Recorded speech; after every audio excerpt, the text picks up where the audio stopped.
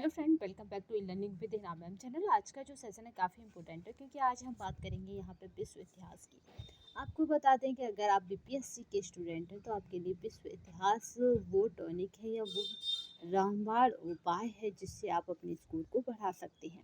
क्यों बढ़ा सकते हैं? क्योंकि विश्व इतिहास की बात की जाए तो जितना 40 क्वेश्चन आपको किसी वहाँ पे पर्टिकुलर सब्जेक्ट यानी इतिहास के मिलेंगे, उसमें विश्व इतिहास के आपको अमूमन 25 से 30 क्वेश्चन तक मिल जाएंगे क्योंकि यहाँ पे विश्व इतिहास काफ़ी पूछा जाता है। यहाँ पे अगर 40 में 17 क्वेश्चन आपको भारतीय इतिहास के रखे जाएंगे, बट अदरवाइज सारे क्वेश्चन आपको यहाँ पे विश्व इतिहास के देखने को मिलेंगे। तो मैंने 25 से 30 मतलब एक मिनिमम लेके चल रहे हैं, अधिक से अधिक चाहे जितना भी बीपीएससी पूछ लेता है। देखिए बीपीएससी का विश्व इतिहास क्या है, चहेता टॉपिक कहें कि या चहेता फील्ड कह सकते हैं आप इसे। क्योंकि यहाँ बात हो, यहाँ पे आपको बता दें कि 1 to 5 की हो, चाहे 6 to 8 की हो, या फिर 9 to 10 की हो, या फिर 11 to 12 की हो, तो वो विश्व इतिहास पूछता है। अगर आप पीएससी की ट्रायल 4 में यहाँ पे तैयारी कर रहे हैं तो आपके लिए विश्व इतिहास एक रामबाण टॉपिक की तरह काम करेगा, यानी आपके पास होना ही चाहिए। ठीक है, यानी एक दिव्य अस्त्र की तरह काम करेगा क्योंकि आपके अस्त्र ही आपको विजेता बनाते हैं। अगर आप निहत्थे खड़े हो जाएंगे युद्ध में तो कभी जीत नहीं सकते। ठीक है, क्योंकि निहत्थे खड़े होने के लिए आपको कौन बनना पड़ेगा? कृष्ण बनना पड़ेगा। चलिए तो यहाँ पे देख लेते हैं कि विश्व इतिहास में हमने कौन से टॉपिक को रखा है। जो भी आप टॉपिक रखा है वो मोस्ट इम्पोर्टेंट है क्योंकि इस टॉपिक से जो बीपीएससी है वो अमूमन 5 से 7 क्वेश्चन तक इजीली बना देता है। ठीक है, इजीली का मतलब है कि 5 से 7 क्वेश्चन तो आपको देखने को मिल जाते हैं, एक्स्ट्रा भी मिल सकते हैं। ये उसका बहुत पसंदीदा टॉपिक है।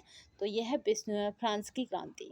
ठीक है, फ्रांस की क्रांति की अगर हम बात की जाए तो ये फ्रांस की क्रांति से सबसे ज़्यादा क्वेश्चन बनाने वाला कौन है? तो वो है बीपीएससी। और वास्तव में फ्रांस की क्रांति अपने आप में एक ऐसी क्रांति है जो जन आंदोलन के मतलब जन आंदोलन को उत्साहित करती है अपने ऐसा साम्राज्य स्थापित करने या फिर ऐसा वहाँ पे सिस्टम डेवलप करने का। जब आप इसे पढ़ेंगे तब जानेंगे कि इसमें है क्या। आपको बता दें कि अब इस श्रृंखला में हम एक और यहाँ पे विश्व इतिहास जो शुरू किया है।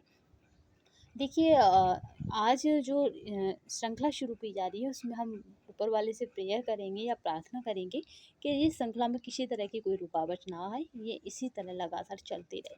तो हमारा 10 से 12 वीडियो में ये पूरा विश्व इतिहास ख़त्म हो जाएगा।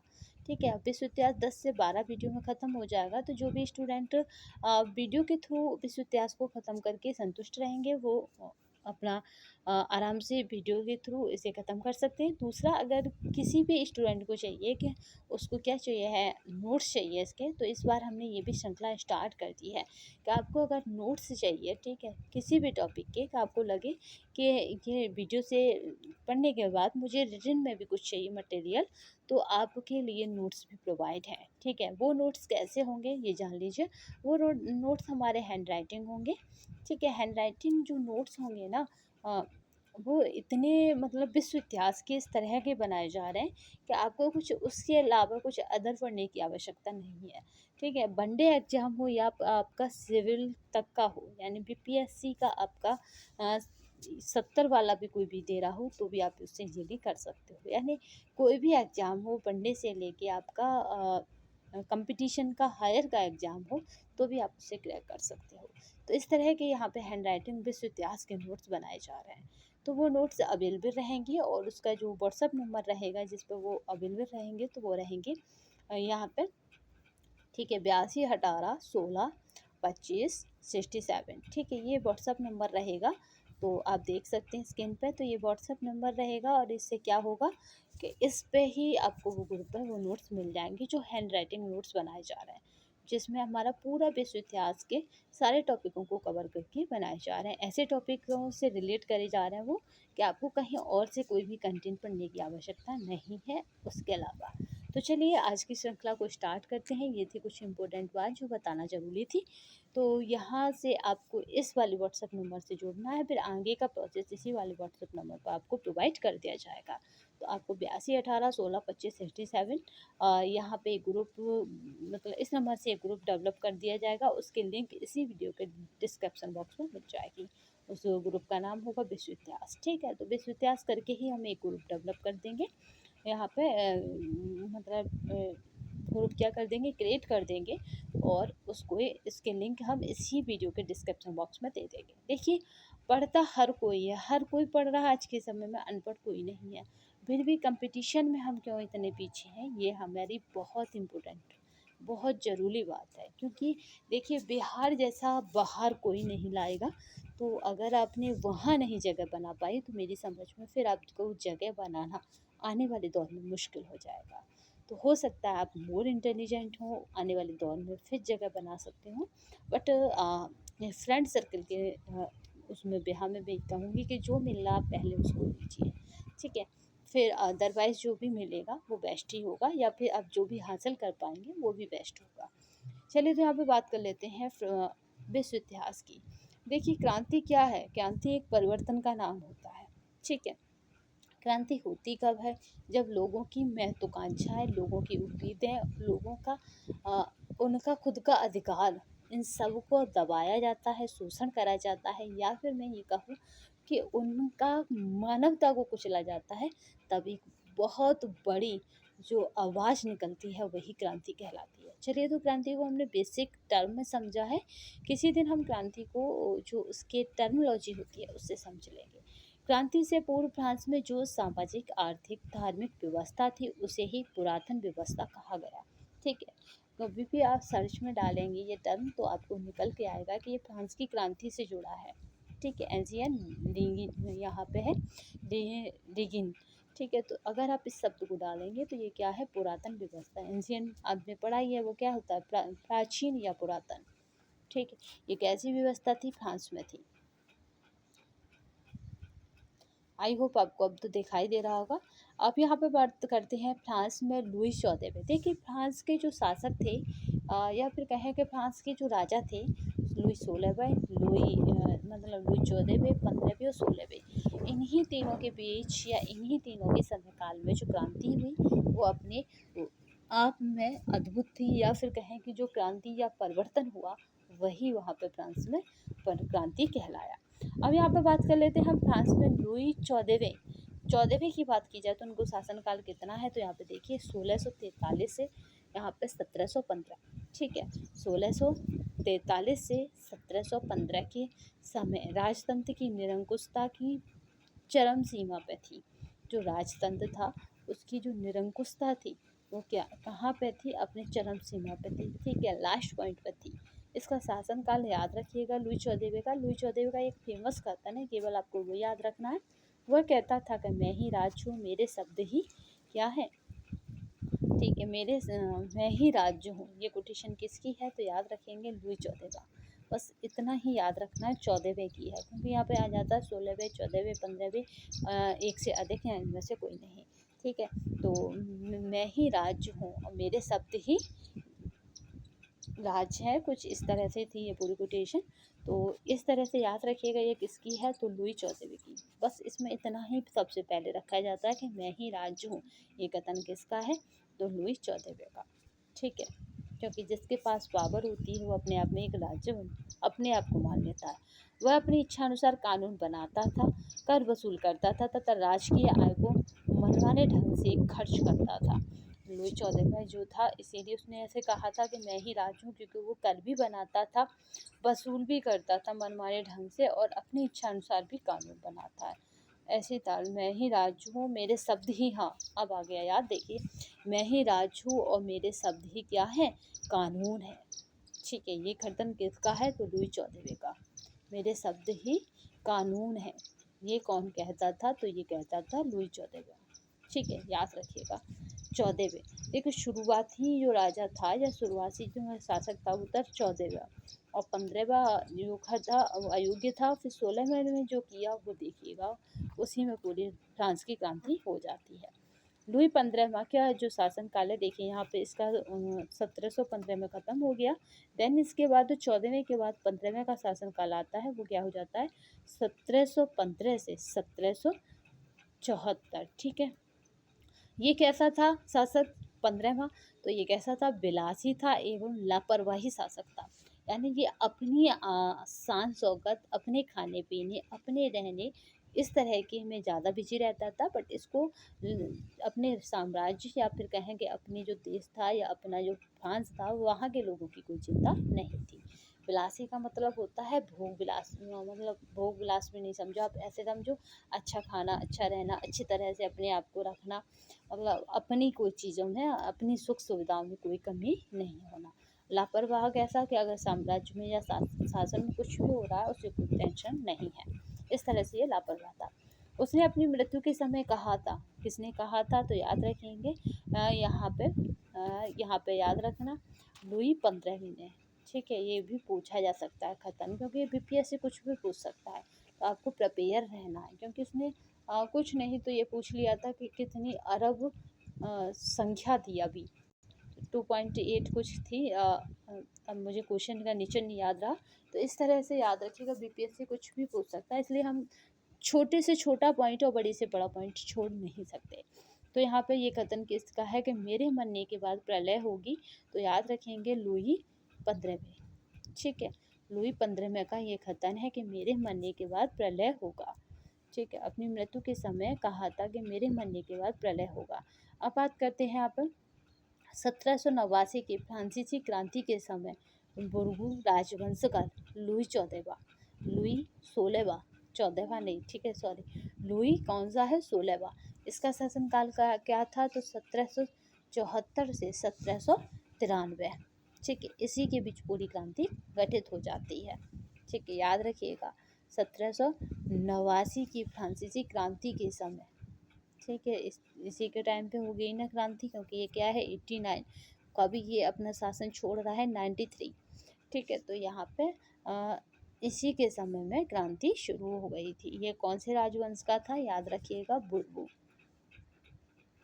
बोर्बो राजवंश का लुई 16वां फ्रांस का शासक था। उसमें निर्णय लेने की क्षमता का अभाव था, वो कभी भी डिसीजन नहीं ले पाता था, उसको डिसीजन लेने में प्रॉब्लम आती थी। वह कहा करता था कि यह चीज़ इसलिए कानून है कि मैं यह चाहता हूँ। देखिए पहले वाला यानी लुई 14वां का क्या कथन था, मैं ही राज हूँ, मेरे शब्द ही कानून है। उसके बाद देन आता है 15वां, लुई 15वां, इसका क्या कथन था, मेरे मरने के बाद प्रलय होगी। देन उसके बाद क्या आता है लुई 16वां, लुई 16वां क्या था, इसको डिसीजन लेने की क्षमता का अभाव था, यानी ये क्विक डिसीजन नहीं ले पाता था, या राइट या रॉन्ग का भी मतलब डिसीजन नहीं ले पाता था। ये कौन था, तो लुई 16वां। ठीक है, लुई 16वां का कथन था कि यह चीज़ इसलिए कानून है क्योंकि मैं ये चाहता हूँ। वो ये कहता था ये सही या गलत नहीं है, ये मैं चाहता हूँ इसलिए कानून है। ठीक है, तो इससे क्या होगा कि सामने वाला और भी भड़क जाएगा, तो जो जनता थी उसका आक्रोश और बढ़ जाता था, क्योंकि सही है ये नहीं वो कहता था, वो ये कहता था मैं चाहता हूँ इसलिए कानून है। ठीक है, वह राज्य की समस्याओं में कोई क्या करता था, विशेष रुचि नहीं रखता था, घटनाओं को दिशा देने की वजह वह स्वयं धारा के साथ बह जाता था। यानी कोई भी घटना घटी उसको कंट्रोल ना करने की जगह घटना जिधर घट रही है वो भी उधर ही चला जाता था। लुई 16वें पर उसकी पत्नी, ये देखिए मैरी अपने आप में इस आंदोलन का या इस क्रांति का बहुत अच्छा पार्ट थी। लुई 16वें पर उसकी रानी मैरी, यहाँ पे देखिए पूरा नाम कभी नहीं आता एग्जामों में, मैरी ही आता है, याद रखिएगा, क्योंकि मैरी का एक बहुत अच्छा स्टेटमेंट है या कथन है, बहुत अच्छी। तो हम यहाँ पर याद रखिएगा अंतवानेत का पूर्ण प्रभाव था। मैरी अंतवानेत का क्या था, पूर्ण प्रभाव था। देखिए मैरी का भी यहाँ पे एक स्टेटमेंट है जो बहुत पूछा जाता है कि किसने कहा था। एवं नियंत्रण था, जो कि ऑस्ट्रिया के शासक जोसेफ द्वितीय की बहन थी मैरी, याद रखिएगा, दिवंगत महारानी मैरिया थेरेसा की पुत्री थी। जो मैरिया थेरेसा थी उनकी पुत्री थी, और जोसेफ की क्या थी, जोसेफ द्वितीय की बहन थी मैरी, याद रखिएगा। मैरी यहाँ पे अंतवानेत जिद्दी, अभिमानी, फिजूल खर्ची महिला थी। राजकार्यों के संचालन का उसे कोई अनुभव ना था। वह सदा लोभी यहाँ पे है लोभी चाटुकारों से घिरी रहती थी, यानी जो उनकी तारीफ करते थे वो कुछ इस तरह के जो उन्हें मक्खन लगाते थे, ऐसे लोगों से मैरी घिरी रहती थी। मैरी यहाँ पे अंतुआनेत के बारे में प्रसिद्ध है कि उसने रोटी मांगने वालों से कहा था कि वे केक क्यों नहीं खाते। ठीक है, इसी ने क्रांति करवा दी थी कोटेशन ने। ठीक है, याद रखिएगा। पूछा भी जाता है कि वे केक क्यों नहीं खाते, ये किसने कहा था, तो मैरी ने कहा था फ्रांस की क्रांति के दौरान। ठीक है, वहाँ के भूखे नंगे लोगों ने रोटी की डिमांड की तो उन्होंने कहा था रोटी क्यों मांग रहे हो, केक क्यों नहीं खा लेते। ठीक है, वे केक क्यों नहीं खाते। तो मैरी को इतना नहीं अंदाजा था कि जो उनके पास रोटी नहीं है वो केक कहाँ से खा सकते हैं। तो इस कोटेशन ने या कहें कि इस कथन ने क्या करा, इस कथन ने उन लोगों के हृदय को आघात पहुंचाई, या कहें कि उपहास करा उन रोटी मांगने वाले लोगों का। रानी अनुभवहीन जरूर थी पर ज़रूरतमंद लोगों की मदद किया करती थी। अब बात करते हैं यहाँ पे HAL फिशर के अनुसार यहाँ पे अंतुआनेत एक ऐसी सायरन, यानी मैरी के बारे में उन्होंने कहा है कि मैरी अंतुआनेत एक ऐसी सायरन या भोंपू के समान थी। ये पूछा जा सकता है कि ये किसने कहा है, तो ये फिशर ने कहा है। ठीक है, HAL फिशर ने, पूरा नाम कभी नहीं आता, बस फिशर पूछा जाता है। तो भोंपू के समान थी जो राज्य रूपी जहाज को चट्टान की ओर ले जा रहा था, यानी जो अपने साम्राज्य को कहाँ विनाश की तरफ ले जा रहा था। चट्टान से अगर जहाज टकराएगा तो जहाज के क्या हो जाएंगे, जहाज खत्म हो जाता है। तो ऐसे ही वो अपने राज्य रूपी जहाज को कहाँ ले जा रही थी, चट्टान की ओर ले जा रही थी। ठीक है, ले जा रहा हो। भोंपू यानी सायरन यानी हॉर्न जो बजते हैं, याद रखिएगा, माइक जो बजते हैं, वो इस तरह के कथन कहती थी कि वहाँ के लोगों को पीड़ा हो जाती थी। चलिए नेक्स्ट देखते हैं। लुई 16वां अपने राज्य में से जिसे चाहता, लुई 16वां, देखिए पूरी क्रांति लुई 16वें के समय में ही चलती है और ख़त्म हो जाती है। लुई 16वां अपने राज्य में जिसे चाहता कैद कर सकता और बिना मुकदमा चलाए जो चाहे सजा दे सकता था। राजा नहीं, उसका कोई भी कृपा पात्र इस अधिकार का उपभोग कर सकता था। देखिए, वो खुद नहीं, उसके जो भी शासक थे या उसके साम्राज्य में जो भी वर्कर थे वो भी इसका उपयोग कर सकते थे। इस कार्य के लिए उसे केवल राजमुद्रा वाले पत्र यानी लेटर्स दी चैटकैट यहाँ पे याद रखिएगा चैटकैट की आवश्यकता थी। केवल उन्हें ये वाला चाहिए होता था और इसकी आवश्यकता थी और वो उसे सजा दे सकते थे। इस प्रकार से फ्रांस में लेत्रदा कासे एक प्रकार का वारंट था। ये कैसा था, ये एक प्रकार का वारंट था जिसके द्वारा किसी भी व्यक्ति को कभी भी गिरफ्तार किया जा सकता है। जैसे आप यहाँ ऐसे समझिए, जैसे इंडिया में क्या आया था, अंधा कानून। ठीक है, न अपील न दलील न वकील। ठीक है, जब रॉलेट एक्ट आया था तब क्या कर दिया था अंग्रेजों ने कि न अपील न दलील न वकील, यानी उठाओ पकड़ो और अंदर डाल दो जो रॉलेट एक्ट का विरोध करे। तो इस तरह से रॉलेट एक्ट को क्या कहा गया था, भारतीय इतिहास में अंधा कानून। तो इसी तरह से उसने किया था कि वो क्या कोई भी शासक उसका उठा के वहाँ के लोगों को अंदर डाल सकता था और सजा दे सकता था। तो इसको क्या कहा गया, वारंट कहा गया। इसके तहत वो किसी को पकड़ते और सजा देते जिसके द्वारा किसी भी व्यक्ति को कभी भी गिरफ्तार किया जा सकता है। क्योंकि पूछा जा चुका है ये लेत्रदा कासे क्या है, तो एक वारंट है जिसके द्वारा व्यक्ति को सजा मिलती थी या मिलती थी। फ्रांस में स्टेट जनरल नामक एक प्रतिनिधि सभा अवश्य थी। ठीक है, किंतु 1916 ईस्वी के बाद उसका कोई अधिवेशन नहीं बुलाया गया। ठीक है, ये घटनाएं घट रही हैं और 1916 ईस्वी के बाद उसका कोई भी अधिवेशन नहीं बुलाया गया। तो याद रखिएगा कि उसका अधिवेशन काफ़ी लॉन्ग टाइम से नहीं बुलाया गया था, क्योंकि 17 से शुरुआत होती है लुई 15वें 14वें और इन सब की। बट ये कब से नहीं बुलाई गई, तो 1614 ईस्वी के बाद उसका कोई अधिवेशन नहीं बुलाया गया। नेक्स्ट देखते हैं, फ्रांस में यदि कोई संस्था ऐसी थी जो राजा की स्वेच्छाचारी आचरण पर अंकुश लगा सकती थी तो यह पाल्मा थी जिसकी संख्या 13 थी।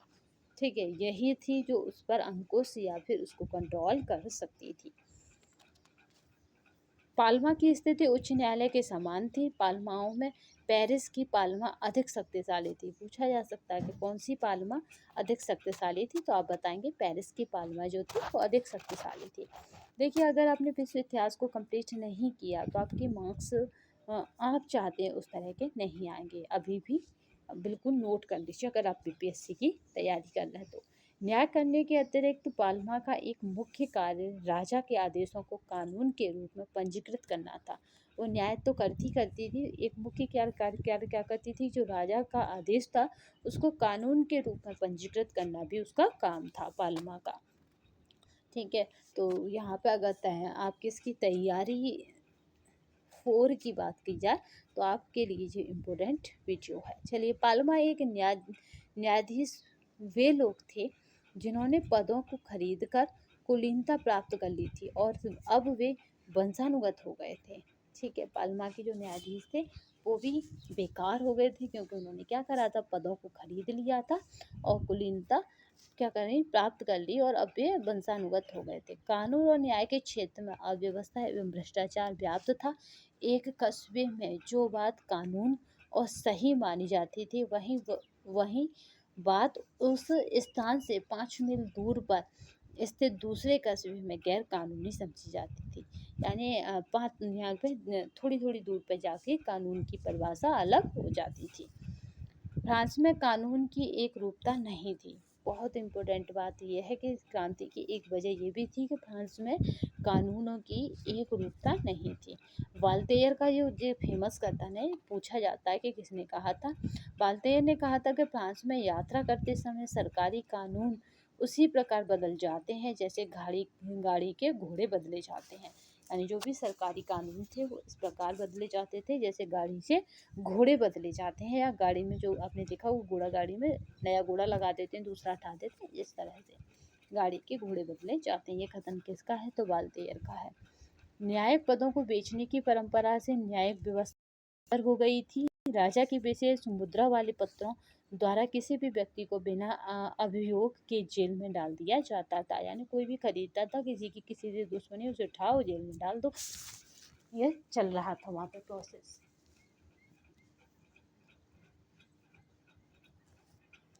अदालतों की भाषा क्या थी, तो याद रखिएगा अदालतों की भाषा क्या थी, तो लैटिन थी। दीदरों और वाल्तेयर जैसे विचारकों को बास्तील के दुर्ग में कैद की सजा भुगतनी पड़ी। देखिए, बास्तीन का जो दुर्ग है ना, इसको अभी हम आगे पढ़ेंगे। बास्तील का दुर्ग, इसको किस तरह से वहाँ के लोगों ने तोड़ा तथा किस तरह से इसके टुकड़ों को पब्लिक को बांट दिया, किस तरह से उन टुकड़ों के बांट बनाए गए या उनको इस तरह से संभाला गया, उन्हें बड़ा संतोष मिला कि हमने बास्तील को तोड़ दिया। ठीक है, तो बास्तील के किले में किसको डाल दिया गया, तो वाल्टेयर और यहाँ पे दीदरों को डाल दिया। याद रखेंगे, वाल्टेयर के बारे में पूछा जाता है। सम्राट लुई 16वें ने अपने मंत्री मेलेस्बर्स द्वारा त्यागपत्र दिए जाने के अवसर पर कहा था। ये पूछा जाता है, ये किसने कहा था या फिर ये कब कहा गया, तो याद रखेंगे यहाँ पे मेलेसवर्स द्वारा त्यागपत्र दिए जाने पर तुम कितने भाग्यशाली हो। ठीक है, तुम कितने भाग्यशाली हो, हाँ, काश मैं भी त्यागपत्र दे पाता। तो ये पूछा जाता है, ये किसने कहा था, तो लुई 16वें ने। क्रांति से पूर्व फ्रांस की शासन प्रणाली अक्षम, अव्यवस्थित, भ्रष्ट और खचीली थी।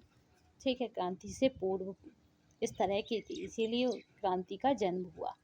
राजा शासन का प्रमुख था।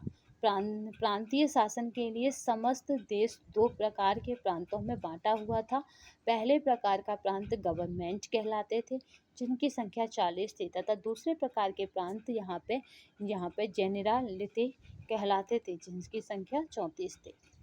ठीक है, 34 थी गवर्नमेंट, 40 थी, और यहाँ पे है जेनेरालिते कितनी थी, तो 34 थी, 34 थी। गवर्नमेंट के प्रमुख को गवर्नर तथा जेनेरालिते के प्रमुख यहाँ पे एदाता कहा जाता था। एदातम, ठीक है, एदातम कहा जाता था। इसका नहीं पूछा जाएगा, याद रखिएगा। गवर्नमेंट के तो गवर्नर है ही है, बट यहाँ पूछा जा सकता है कि जेनरलिटी के कहा जाता था, एदातम कहा जाता था। फ्रांसीसी समाज मुख्यतः 3 वर्गों में विभक्त था। ये बहुत पूछा जाता है कि फ्रांस की जो समाज या सोसाइटी थी वो कितने भागों में विभाजित थी, तो 3 भागों में, पादरी, कुलीन और सर्वसाधारण वर्ग। पादरी, कुलीन और सर्वसाधारण वर्ग। इन्हें क्रमशः पादरी प्रथम स्टेट, द्वितीय स्टेट और तृतीय स्टेट कहा जाता था।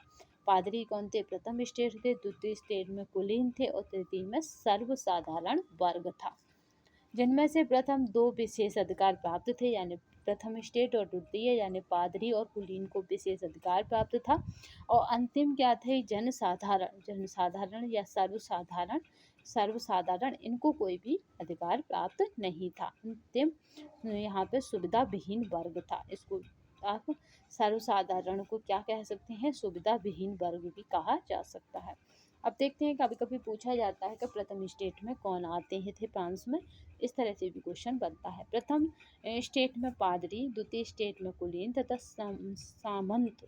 कुलीन और सामंत आपके द्वितीय स्टेट में, जबकि तृतीय स्टेट में विशेष अधिकार रहित साधारण लोग थे, जो कृषक, मजदूर, शिल्पी, व्यापारी, बुद्धिजीवी वर्ग से थे। यानी कुल मिला के यहाँ आबादी का अधिक परसेंटेज था, जबकि ये जानिए कि 2% ही वोटों पर राज कर रहे थे। ठीक है, पादरी और यहाँ पे कुलीन या सामंत वर्ग। चलिए नेक्स्ट देखते हैं। फ्रांस की कुल जनसंख्या में विशेषाधिकार प्राप्त उच्च वर्ग के लोगों की संख्या 1% से अधिक नहीं थी, जबकि इनके पास फ्रांस की संपत्ति का 5वां भाग था। इनकी संख्या 1% से अधिक नहीं थी, ठीक है, बट इनके पास संपत्ति का 5वां भाग था, ये भी याद रखिएगा। नेपोलियन ने ठीक ही कहा था कि मध्यम वर्ग का यहाँ पे अहम भाग ही क्रांति का असली कारण था। स्वतंत्रता तो एक बहाना मात्र थी। ये किसका कथन है? तो नेपोलियन का। ठीक है, ये नेपोलियन का कथन है कि स्वतंत्रता तो एकमात्र बहाना मात्र थी। पादरियों में भी 2 श्रेणियां थी। पादरियों में जो प्रथम स्टेट के थे, पादरी किसमें आते थे? प्रथम स्टेट, इसमें भी 2 श्रेणियां थी, उच्च पादरी और सामान्य पादरी। उच्च पादरी प्राय कुलीनों के पुत्र होते थे, जिनकी आमदनी बहुत थी। ये शान शौकत एवं आराम का जीवन व्यतीत करते थे। सामान्य पादरी छोटे पादरी थे, जो प्राय निम्न वर्ग या कृषक वर्ग से आते थे। ठीक है, सामान्य पादरी कौन थे? छोटे पादरी थे, जो प्राय निम्न वर्ग एवं कृषक वर्ग से आते थे। ये सभी प्रकार के धार्मिक कार्य करते थे। इनकी आय कम होती थी। इनके मन में चर्च के उच्च अधिकारियों के प्रति घृणा और आक्रोश रहता था, सामान्य पादरियों की। ठीक है, ये किससे आते थे? ये पादरी निम्न वर्ग या फिर कृषक वर्ग से आते थे। ये सभी प्रकार के धार्मिक कार्य करते थे। इनकी आय कम होती थी। इनके मन में चर्च के उच्च पदाधिकारियों के प्रति घृणा और आक्रोश रहता था। ठीक है, राज्य, चर्च एवं सेना के सभी उच्च पद कुलीन वर्ग के हाथों में थे। जो भी राज्य के या चर्च या फिर सेना के, तीनों के ही जो पद थे उच्च, वो किसके हाथों में थे? तो कुलीन वर्ग के हाथों में थे। और फ्रांस की समस्त भूमि का 5वां भाग भी उनके अधिकार में था। उच्च पद और प्लस फ्रांस की भूमि का 5वां भाग, ये किसके हाथ में था? तो ये कुलीन वर्ग के हाथ में था। फ्रांसीसी राजनीतिज्ञ थीतर्स का यह मत उल्लेखनीय है कि बगावत राजगद्दी के विरुद्ध कम तथा कुलीन वर्ग के अत्याचारों के विरुद्ध अधिक थी। उन्होंने क्या कहा है? थियर्स ने कहा है कि जो बगावत थी वो राजगद्दी के विरुद्ध कम तथा कुलीन वर्ग के अत्याचारों के विरुद्ध अधिक थी।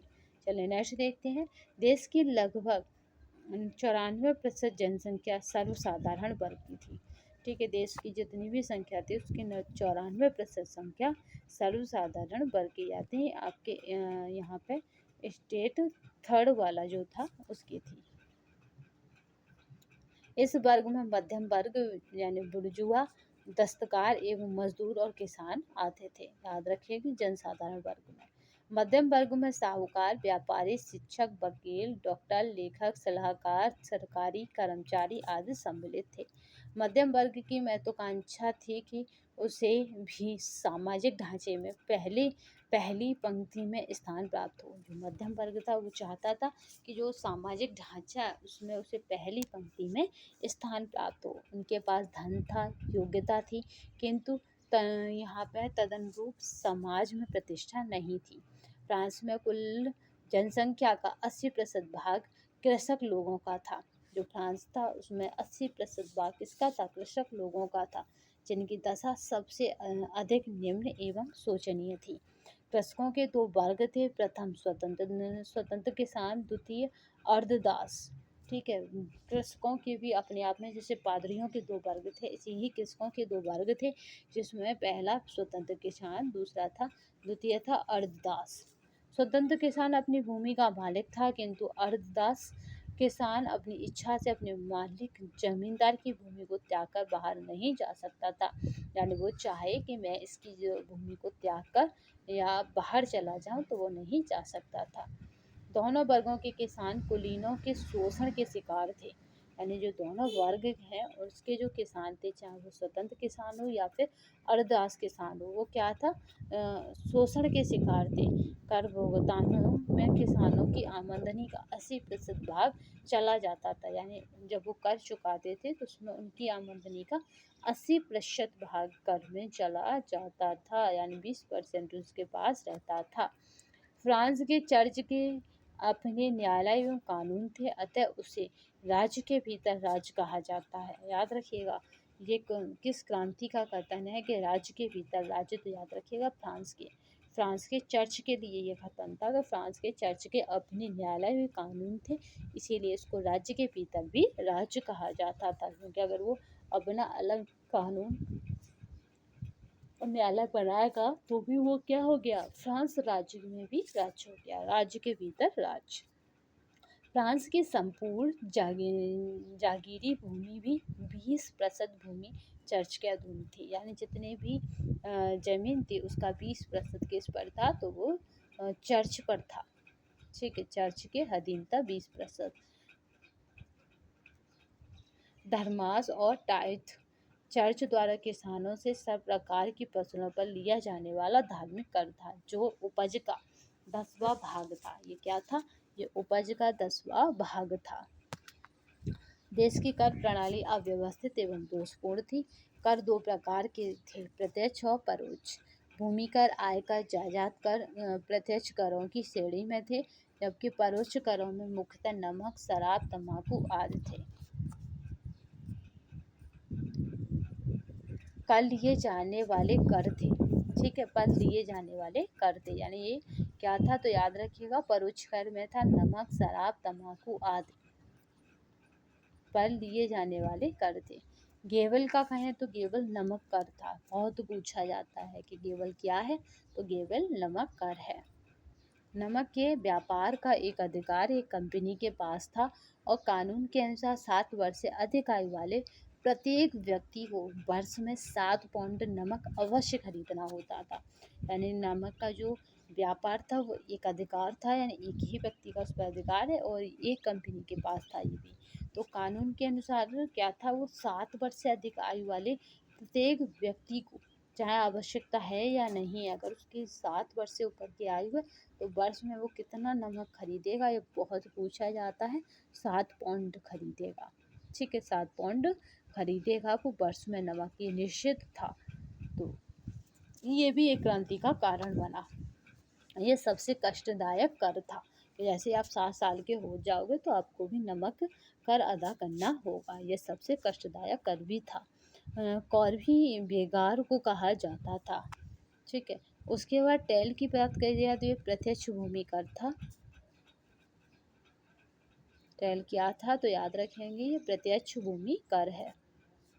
क्रांति की पूर्व संध्या पर अकाल एवं बेरोजगारी से त्रस्त भूखे नंगे लोग पेरिस में एकत्रित हो रहे थे, जिन्हें साक्यूलोथ कहा गया। बहुत पूछा जाता है कि ये क्या था?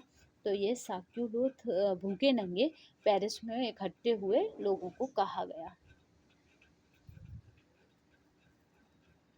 यहाँ पे है कौंत रोंदियू राज्य के आय व्यय का विवरण था, जिसे पहली बार नेकर ने प्रकाशित किया।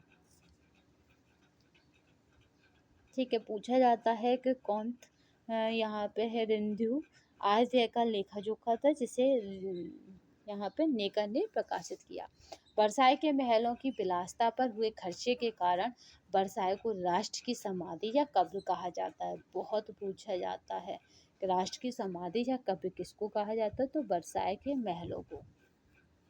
प्राय बौद्धिक चेतना को क्रांति की आत्मा कहा जाता है और क्रांति का श्रेय लेखकों एवं प्रबुद्ध वर्ग को दिया जाता है। प्रबुद्ध वर्ग में मॉन्टेस्क्यू, वॉल्टेयर, रूसो, दिदरो और यहाँ पे है क्विनेस्ने, तुर्गो और डी अल्बर्ट आदि प्रमुख थे, क्योंकि कहा जाता है कि अगर ये लोग नहीं होते तो क्रांति नहीं होती। नेपोलियन बोनापार्टा का कथन था कि यदि रूसो ना हुआ होता तो फ्रांसीसी क्रांति संभव न होती। उन्होंने कहा था नेपोलियन बोनापार्टा ने कि अगर रूसो ना हुआ होता तो फ्रांसीसी क्रांति संभव न होती। फ्रांसीसी कवि एवं उपन्यासकार F.R. सांतोब्रियाम का कथन है कि फ्रांसीसी क्रांति बौद्धिक आंदोलन एवं बौद्धिक दुखों के सम्मिश्रण से उत्पन्न हुई थी। बौद्धिक आंदोलन ने ही भौतिक दुखों का अधिक व्यापक रूप से विरोध किया था। इतना बड़ी कोटेशन कभी नहीं आती है, याद रखिएगा।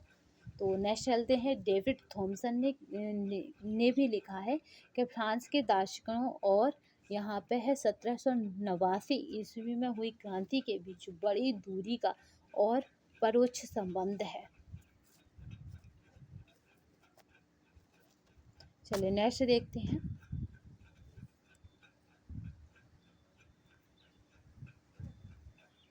लेखक, पत्रकार, नाटककार, आलोचक, व्यंग्यकार, दार्शनिक वॉल्टेयर का मूल नाम क्या था, तो याद रखेंगे फ्रांसवा मारी आर्यो था। वॉल्टेयर का शासनकाल क्या है, तो या टाइम पीरियड क्या है, तो 1694 से 1778 याद रखेंगे। 1694 से 1778 था। इन्होंने इडिप्स, फिलोसफिकल लेटर्स ऑन इंग्लिश और ट्रीटाइज ऑन यहाँ पे टॉलरेंस नामक कृतियों की रचना की, यानी इन्होंने 2 बुकें लिखी, याद रखेंगे। ये बहुत पूछी जाती है। इडिपस छोड़ दीजिए, ये बहुत पूछी जाती है। फिलोसफिकल लेटर्स ऑन इंग्लिश ये किसकी है, तो वॉल्टेयर की। अपनी लोकप्रियता के कारण यह राजा वॉल्टेयर के नाम से प्रसिद्ध था। वॉल्टेयर किस नाम से प्रसिद्ध था, राजा वॉल्टेयर के नाम से प्रसिद्ध था। जीन जैक्स रूसो फ्रांस का प्रसिद्ध दार्शनिक था। इसका समय पीरियड कितना है, तो 1712 से 1700 जिस तरह उसका था 78 था, याद रखिएगा। ऐसी वॉल्टेयर का भी यही टाइम पीरियड था, देखिए 1778। सामाजिक समझौता सिद्धांत के प्रतिपादक रूसो को क्रांति का मसीहा कहा जाता है। क्रांति का मसीहा किसको कहा जाता है, क्रांति का मसीहा किसे कहा जाता है, तो रूसो को। इस तरह क्वेश्चन बनेगा। सामाजिक समझौता सिद्धांत। नेक्स्ट देखते हैं। वह एमिल तथा सोशल कॉन्ट्रैक्ट नामक कृतियों का रचयिता था। कौन, याद रखेंगे रूसो।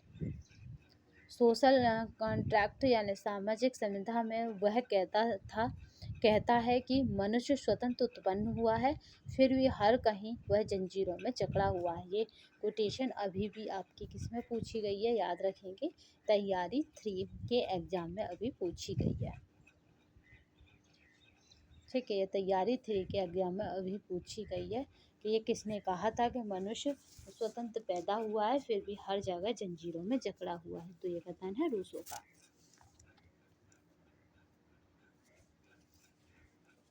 रूसो को क्या कहा जाता था, क्रांति का मसीहा कहा जाता था। चलिए नेक्स्ट देखते हैं। स्वतंत्रता, समानता, भ्रातृत्व। ठीक है, यहाँ पे याद रखिएगा फ्रांस की क्रांति के आदर्श माने जाते हैं। जिनका जनक कौन था, तो रूसो था। इनका जनक कौन था, तो रूसो था। चलिए नेक्स्ट क्वेश्चन देखते हैं। मॉन्टेस्क्यू 1689 से 1755 मॉन्टेस्क्यू का समय पीरियड कितना है, तो 1689 से 1755 का। मूल नाम चार्ल्स लुई डी सेकेंडेट था। पार्सियन लेटर्स था। स्पिरिट ऑफ लॉज उनकी प्रसिद्ध कृतियाँ थीं, 2 कृतियाँ हैं, याद रखिएगा, पार्सियन लेटर्स और the spirit of laws, Montesquieu की। पार्शियल लेटर्स में उसने फ्रांस के रीति रिवाजों तथा निरंकुश राजतंत्र पर व्यंग किया है, यानी यहाँ पे उसकी उपहास किया है। व्यंग का मतलब होता है उपहास किया है या फिर हंसी मनाई है। द स्पिरिट ऑफ लॉज नामक पुस्तक में उसने शक्ति पृथक्करण का सिद्धांत दिया है। बहुत पूछा जाता है कि इस पुस्तक में है क्या। The spirit of the laws जो मॉन्टेस्क्यू की है, इस पुस्तक में क्या है, तो शक्ति पृथक्करण का सिद्धांत है। मॉन्टेस्क्यू की दोनों ही पुस्तकें काफ़ी फेमस हैं, पार्सियन लेटर्स, ठीक है, ये भी याद रखना, और द स्पिरिट ऑफ लॉज। चलिए नेक्स्ट देखते हैं दीदरो। दीदरो को आपको पता ही है कि शुरू में बाइस्तीन के किले में ये कैद कर दिया गया था। चलिए यहाँ पे अगर इसके समय की देखते हैं तो यह है 1713 से 1784 ने एक विशाल विश्वकोश और यहाँ पे है ऑस्की गेवपेदी का संपादन किया, जिसमें उसकी सहायता किसने की है, तो जीन ले आर डी एल्बर्ट ने की है। जीन ले आर डी एल्बर्ट ने की है। नेक्स्ट देखते हैं इन्होंने की थी, यहाँ पे है फिजियोक्रेटिस में अर्थशास्त्री थे जो आर्थिक क्रियाओं में सरकारी हस्तक्षेप के विरुद्ध थे। तुर्गो क्वेसने और क्वीसने आदि फिजियोक्रेटिस थे, ठीक है, याद रखिएगा। तुर्गो या फिर कहें क्वेसने या इस तरह से भी आ जाए, ये दोनों टर्म एक ही बात है, याद रखिए। ये कौन थे, तो ये फिजियोक्रेट्स थे। फिजियोक्रेट्स तो तुर्कों की नीति थी दिवालियापन नहीं, कर वृद्धि नहीं, कोई ऋण नहीं, ठीक है, यहाँ पे दिवालियापन भी नहीं था, कोई वृद्धि नहीं थी, कर वृद्धि और कोई भी ऋण नहीं था। ये क्या था, तो तुर्कों की नीति थी। फ्रांस की क्रांति का तत्कालीन कारण देश की शोचनीय आर्थिक दशा थी। अगर तत्कालीन कारण की बात की जाए, इस तरह का यूपीएससी नहीं है पूछता है, तो याद रखिएगा तत्कालीन कारण की बात की जाए तो वो क्या था, तो उनकी आर्थिक स्थिति दयनीय सोच थी। लुई सोलिवेन ने बार बार अपने वित्त मंत्रियों को बदला। वित्त मंत्री पद पर क्रम से तुर्गो, नेकर, फ्लेरी, कैलोन, ब्रियन या बिन या ब्राइन, ये तीनों नाम एक ही व्यक्ति के लिए यूज किए गए हैं, याद रखिएगा, क्योंकि इसकी इंग्लिश ये है, ब्राइन की नियुक्त किया।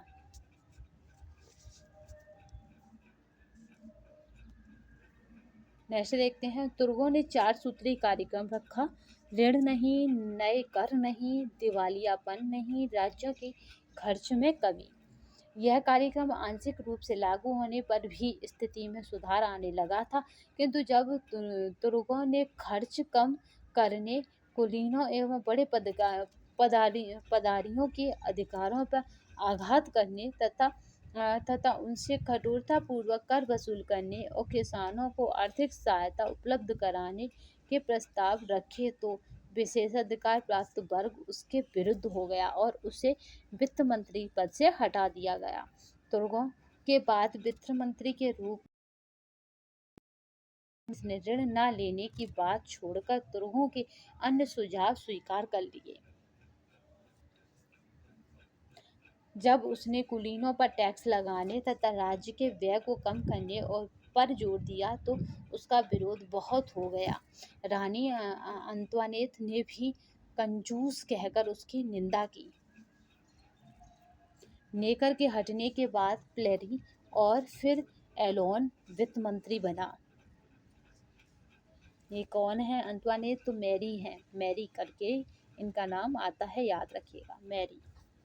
इन्हीं ने कहा था कि अगर रोटी नहीं है तो केक खा लें, क्योंकि इन्हें ये नहीं आभास था कि अगर जिसके पास रोटी खाने के लिए नहीं है वो केक कैसे खा सकता है।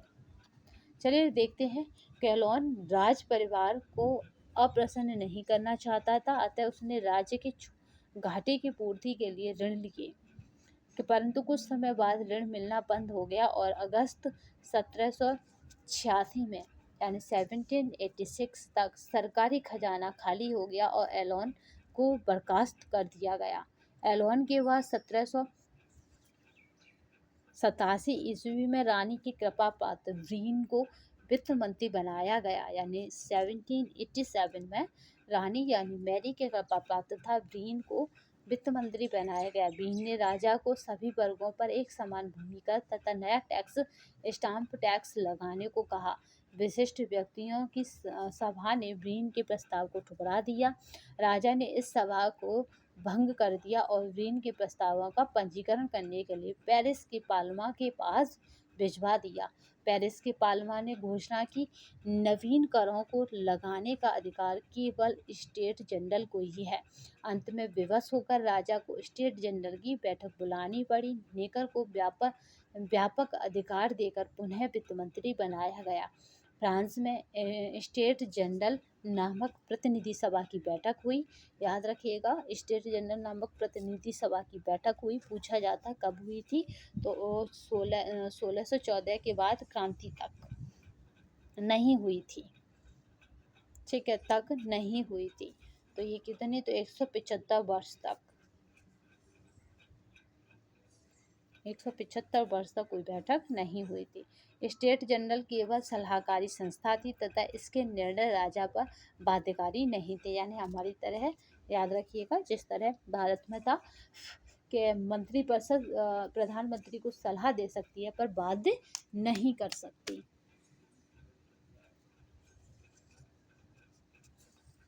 इस मध्यकालीन संस्था में प्रथम, द्वितीय और तृतीय स्टेट के सदस्य बैठते थे, जो पृथक पृथक बैठकर अपना मत राजा को प्रस्तुत करते थे तथा एक स्टेट का, ये किसका है, तो टेनिस कोर्ट की शपथ का ये चित्र है जिसे आप देख पा रहे हैं। देखिए, इस तरह से आप इसे देख पाएंगे। ये कौन है, टेनिस कोर्ट की शपथ। एक ही मत होता था। नेक्स्ट देखते हैं, 1788 ईस्वी में स्टेट्स जनरल का चुनाव हुआ। बहुत पूछा जाता। 1788 में क्या हुआ, स्टेट जनरल का चुनाव हुआ फ्रांस में। लुई सोलिवे ने स्टेट जनरल का अधिवेशन बुलाने की घोषणा 1 मई 1789 को की थी। पूछी जाती है कब की गई थी, तो 1 मई 1789 को की, जबकि 5 मई 1789 का 175 वर्ष बाद स्टेट जनरल का अधिवेशन वर्साय के महल में प्रारंभ हुआ। ठीक है, 1 मई को क्या करा उन्होंने, अधिवेशन बुलाने की घोषणा की। यानी 1 मई को बोला कि मैं अधिवेशन बुलाऊंगा और 5 मई 1789 को अधिवेशन आ गया या अधिवेशन बुला लिया गया वर्साय के महल में। कितने साल बाद, 175 साल बाद। चलिए, लुई सोलिवे ने विधिवत इसका उद्घाटन किया। इसी दिन से क्रांति का आरंभ माना जाता है। यानी क्रांति के अगर आरंभ की बात की जाएगी तो 5 मई 1789 ईस्वी से। 17 जून 1789 को थर्ड स्टेट यानी तृतीय वर्ग ने स्वयं को राष्ट्रीय सभा घोषित कर दिया, क्योंकि इनकी पॉपुलेशन सबसे ज़्यादा थी। कहीं पर भी हम पढ़ चुके हैं कि 94% था जनसंख्या का।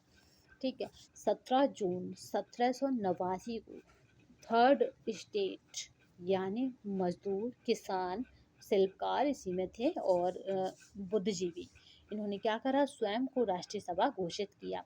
राष्ट्रीय सभा को फ्रांस की जनता की एकमात्र प्रतिनिधि सभा घोषित किया गया। 20 जून 1789 को जब राजा ने सभा भवन पर ताले लगवा दिए, तब थर्ड स्टेट यानी तृतीय वर्ग के प्रतिनिधियों ने पास के टेनिस कोर्ट में सभा करने का निर्णय लिया। यानी उन्होंने क्या किया, वर्साई के महल में ताले लगवा दिए, तो उन्होंने बगल के उसमें सभा करने का, टेनिस कोर्ट में सभा करने का निर्णय लिया। कब लिया, 20 जून 1789 को। मिराबो के नेतृत्व में उन्होंने शपथ ली कि वे तब तक साथ साथ काम करते रहेंगे जब तक फ्रांस के लिए कोई संविधान नहीं बना लेते। इसे ही टेनिस कोड की शपथ कहा गया। ठीक है, उन्होंने उसमें ही शपथ ली कि जब तक फ्रांस के लिए संविधान नहीं बना लेते तब तक वो साथ में काम करते रहेंगे। टेनिस कोड की शपथ कहा गया है। ठीक है, टेनिस कोड की शपथ।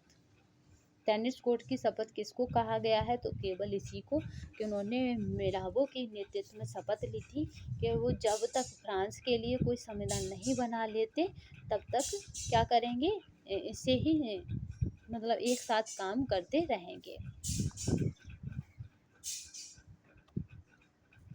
चलिए नेक्स्ट देखते हैं। काफ़ी लंबी श्रृंखला है, पूरा फ्रांस की क्रांति हम कवर करने जा रहे हैं, तो इसलिए ये काफ़ी लंबी श्रृंखला हो जाती है। अगर हैंड राइटिंग नोट्स आपको चाहिए तो वो वीडियो की ये जो आप वीडियो देख रहे हैं इसी के डिस्क्रिप्शन बॉक्स में हम क्या करेंगे, उसकी लिंक आपको प्रोवाइड कर देंगे और उसके लिंक में आपको एक व्हाट्सएप नंबर होगा जिसमें ग्रुप होगा विश्व इतिहास करके, आप उसको ज्वाइन कर लीजिएगा। आगे का प्रोसेस उसी ग्रुप में सॉल्व हो जाएगा। चलिए नेक्स्ट देखते हैं। यहाँ पर बात करते हैं, मोनियर ने टेनिस कोर्ट की शपथ का प्रस्ताव किया था। मिराबो फ्रांस की क्रांति का एक महान एवं योग्य राजनीतिज्ञ था। वह स्टेट जनरल में तृतीय वर्ग का प्रतिनिधि था।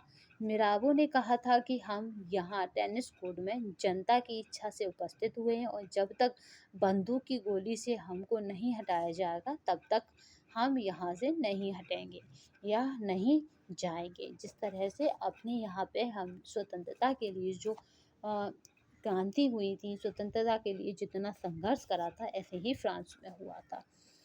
स्टेट जनरल में जनता के प्रतिनिधि सभाओं एवं शिकायतों की सूची लाए थे जिन्हें काहियो यानी स्मृति पत्र कहा गया। पूछा जा सकता है कि काहिए क्या है, तो स्मृति पत्र है जिसमें जनता की शिकायतें थी। हेज ने इस शपथ का महत्व बताते हुए लिखा है कि टेनिस कोर्ट की शपथ फ्रांसीसी क्रांति का वास्तविक आरंभ थी। जब टेनिस कोर्ट की शपथ हुई उस समय फ्रांस की जो क्रांति था उसका वास्तविक आरंभ थी। 27 जून, क्योंकि 20 को हुई थी, याद रखिएगा, 27 जून 1789 को राजा ने राष्ट्रीय सभा का वैधानिक मान्यता दे दी। जो राष्ट्रीय सभा थी उसको वैधानिक मान्यता दे दी। राष्ट्रीय सभा कौन सी थी? Third state. 9 जुलाई 1789 को राष्ट्रीय सभा ने स्वयं को संविधान सभा घोषित कर दिया। राष्ट्रीय सभा की वैधानिकता किसने दी?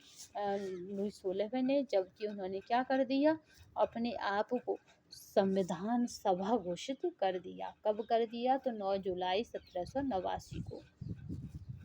11 जुलाई 1789 को लोकप्रिय वित्त मंत्री नेकर को पदच्युत कर दिया गया। तत्काल देश छोड़ने के आदेश दे दिए गए।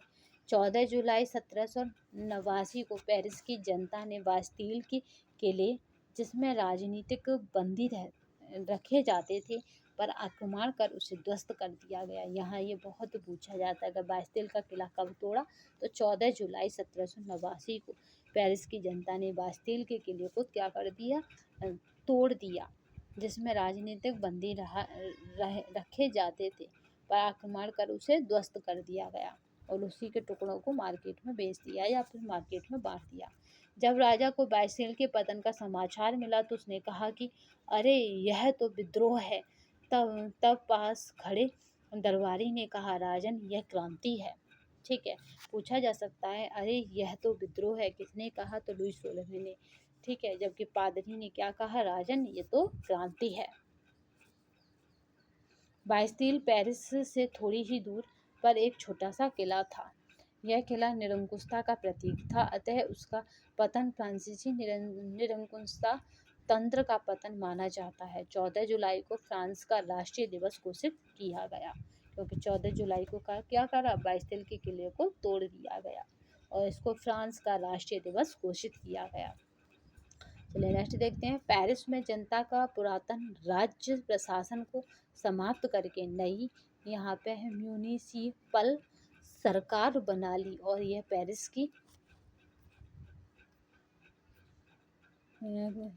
की कम्यून के नाम से प्रसिद्ध हुई। नगर की सुरक्षा के लिए नेशनल गार्ड का गठन किया गया और लाफायेत को इसका प्रधान बनाया गया।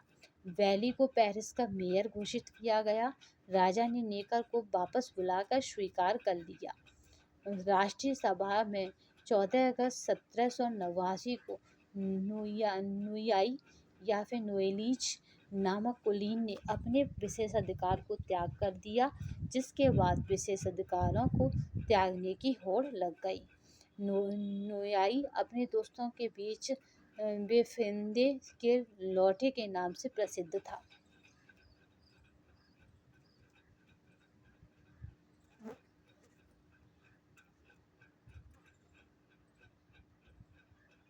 ठीक है, बेफदे के लौटे के नाम से कौन प्रसिद्ध था? तो नोयाई प्रसिद्ध था। फ्रांस के सबसे बड़े सामंत यानी ड्यूक द एगियो ने नोयाई का समर्थन करते हुए अपने विशेषाधिकार त्याग दिए। 27 अगस्त 1789 को राष्ट्रीय सभा संविधान सभा ने लाफायेत के प्रस्ताव पर मानवाधिकार का घोषणा पत्र जारी किया। इसी घोषणा पत्र में कुल 17 धाराएं थीं। यद्यपि उक्त घोषणा पत्र काफ़ी महत्वपूर्ण था, फिर भी उसमें अनेक दोष थे। ठीक है, ये काफ़ी महत्वपूर्ण होते हुए भी इसमें अनेकों दोष थे। इस घोषणा पत्र को आधुनिक युग की इंजिल कहा गया। इस घोषणा पत्र को आधुनिक युग की इंजिल कहा गया।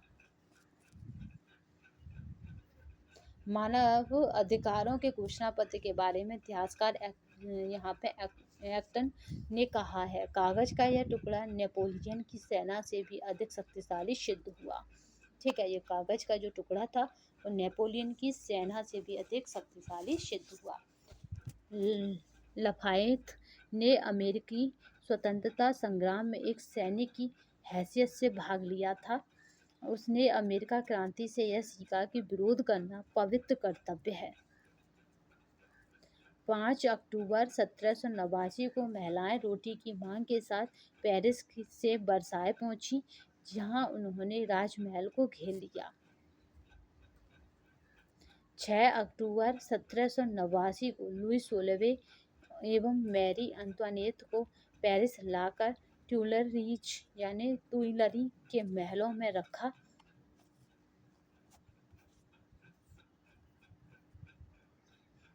गया। लुई के पेरिस आने के पश्चात 16 अक्टूबर को राष्ट्रीय सभा को पेरिस ले आया।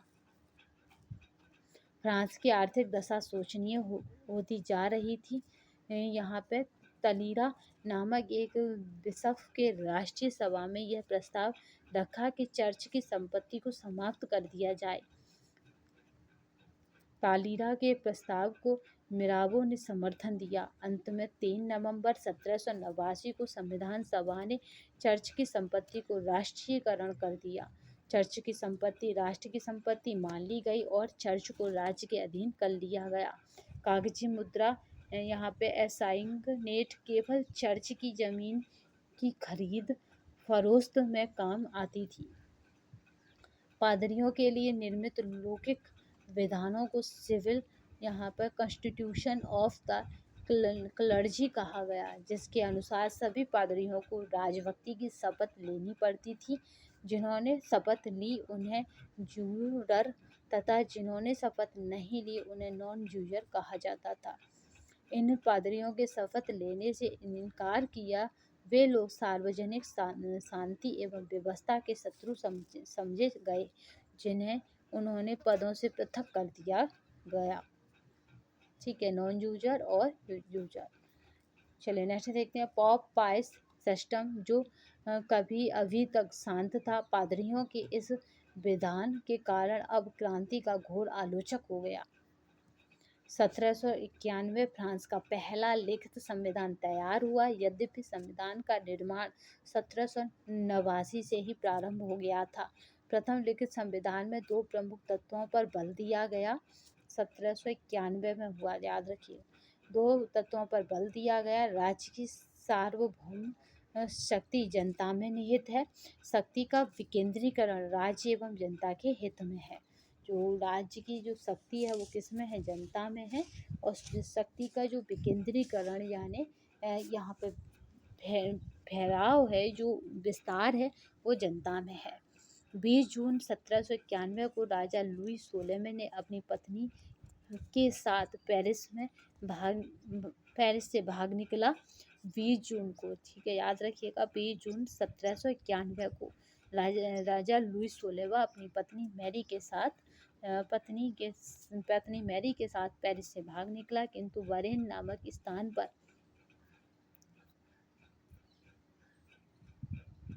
उन्हें पकड़ लिया गया और एक नज़रबंद कैदी की तरह रखा गया। राजा को वरेन से अपमानजनक स्थिति में लाने से नाराज होकर ऑस्ट्रिया के लियोपोल्ड एवं फ्रांसा के फ्रेडरिक ने 27 अगस्त 1791 को पिलनेज की घोषणा की, जिसमें फ्रांस के राजा के हित में सशक्त हस्तक्षेप करने का प्रस्ताव था। 1792 में फ्रांस ने ऑस्ट्रेलिया के विरुद्ध युद्ध की घोषणा कर दी, लेकिन फ्रांस की सेनाएं ऑस्ट्रेलिया से बुरी तरह हारी।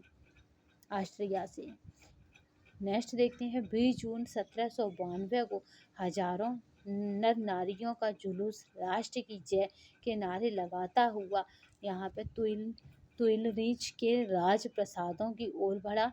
भीड़ ने नारे लगाए, यहाँ पे अज्ञातियों पर हस्तक्षेप कर दो, पादरियों का नाश हो। तो यहाँ पे भीड़ ने इस तरह के नारे लगाए। कब? 20 जून 1792 को। प्रदर्शनकारियों ने एक नेता लेंजार्ड ने चिल्लाकर राजा से कहा कि श्रीमान जी सुनिए, आपको बाध्य होकर मेरी बात सुननी पड़ रही है। आप दोषद्रोही हैं, आपने हम लोगों को हमेशा धोखा दिया है और अब भी आप हमें धोखा दे रहे हैं। 10 अगस्त 1792 को व्यवस्थापिका सभा द्वारा राजा लुई 16वें को पदच्युत कर राजतंत्र को समाप्त किया गया। 10 अगस्त 1792 के बाद समस्त प्रस्ताविक सत्ता यहाँ पर कम्यून में केंद्रित हो गई। संसद ने कम्यून के निरंकुशता का विरोध किया, परंतु वह उस पर नियंत्रण करने में असमर्थ थी। शासन शक्ति अब जैकोबिन क्लब के अध्यक्ष और यहाँ पे है कम्यून के नेता रोब्सपियर के पास आ गई। फ्रांस में 2 से 7 सितंबर 1792 तक भीभत्स रक्तपात और तांडव चलता रहा, यानी 2 से 7 सितंबर तक वहाँ पे बहुत भयानक स्थिति रही।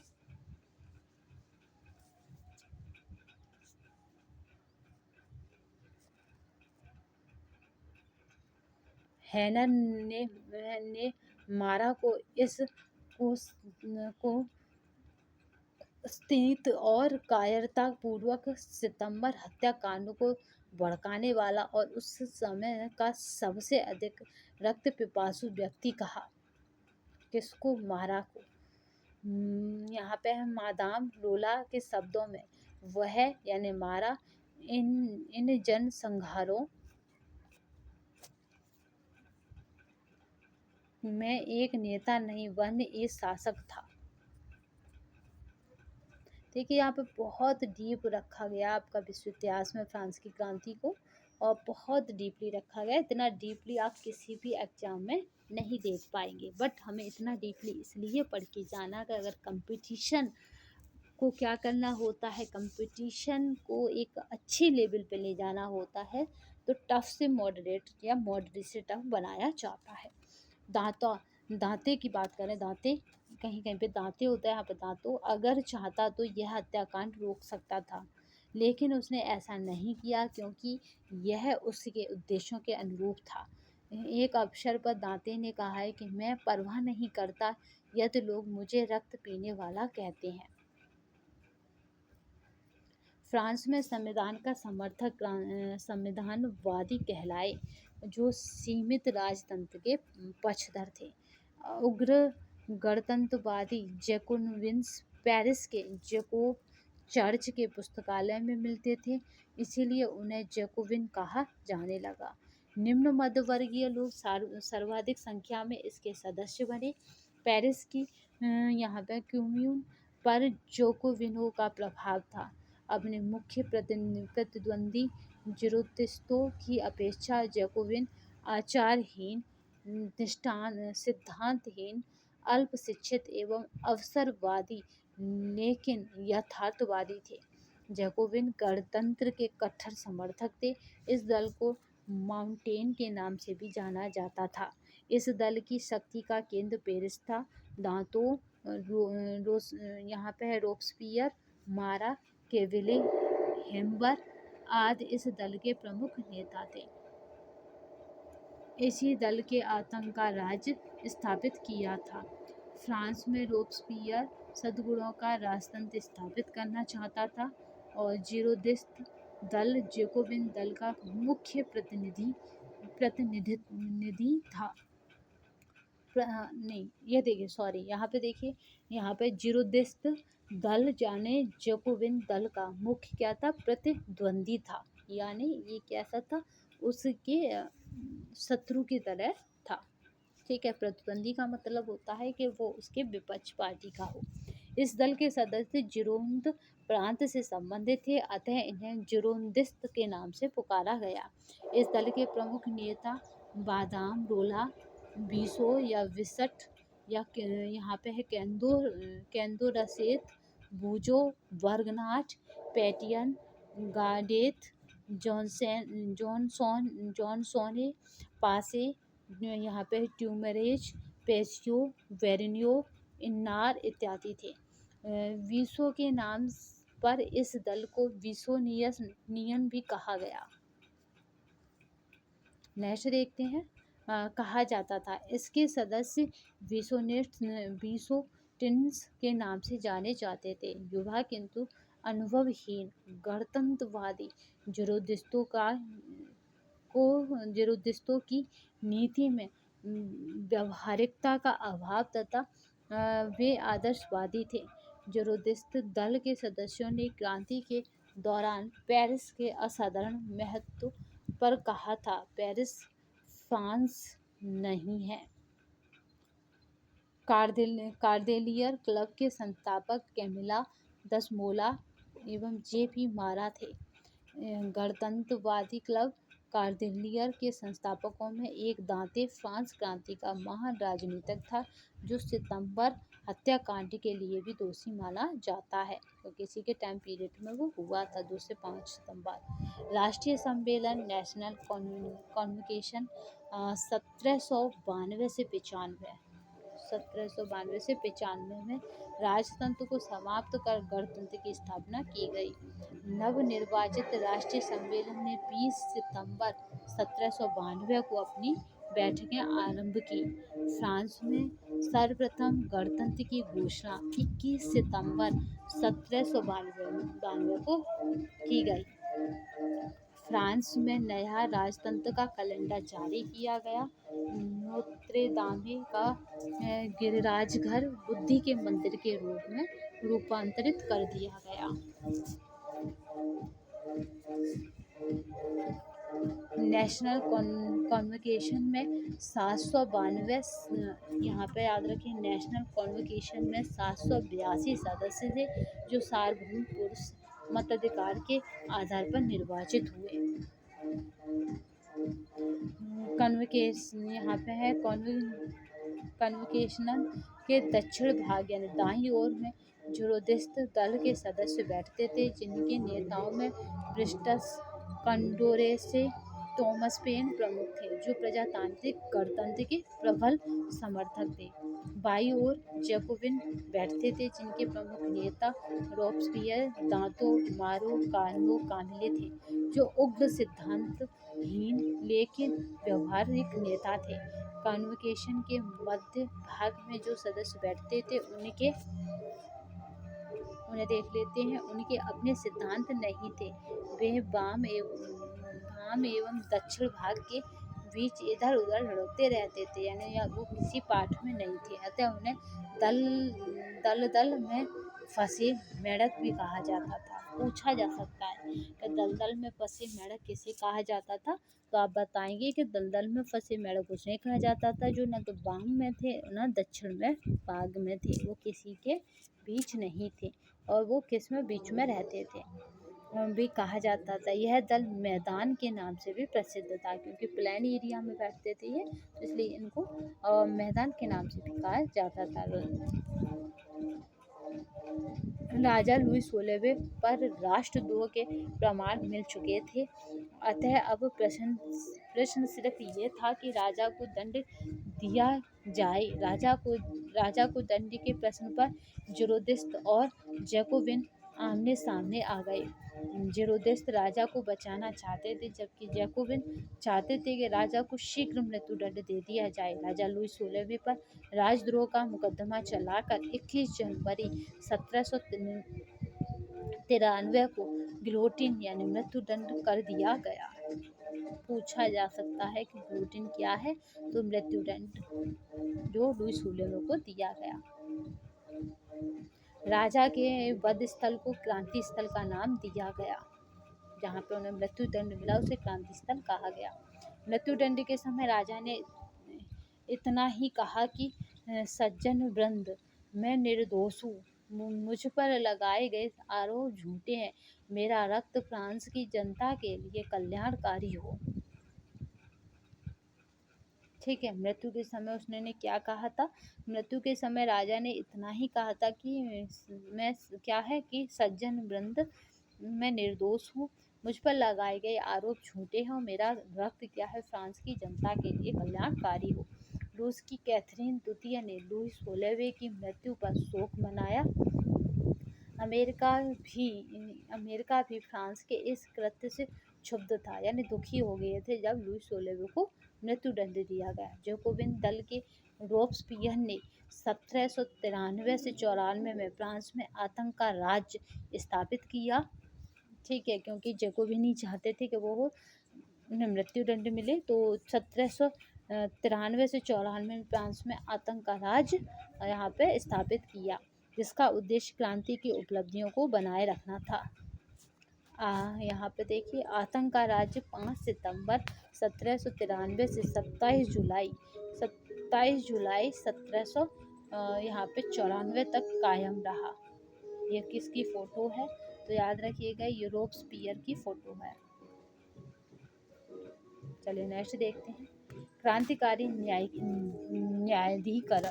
सार्वजनिक सुरक्षा समिति तथा अथवा अन्य सुरक्षा समिति को पुलिस संबंधी विशिष्ट अधिकार प्राप्त थे, जो गणतंत्र विरोधी लोगों को केवल संदेह के आधार पर जेल भेज सकती थी। सामान्य सुरक्षा समिति गणतंत्र के शत्रुओं की समाप्ति के लिए कोई भी कार्य कर सकती थी। आंतरिक सुरक्षा व्यवस्था बनाए रखना तथा देशद्रोहियों को खोजकर क्रांतिकारी यहाँ पे न्यायाधिकरण के समक्ष प्रस्तुत करना इसका प्रमुख कार्य था। यह समिति जन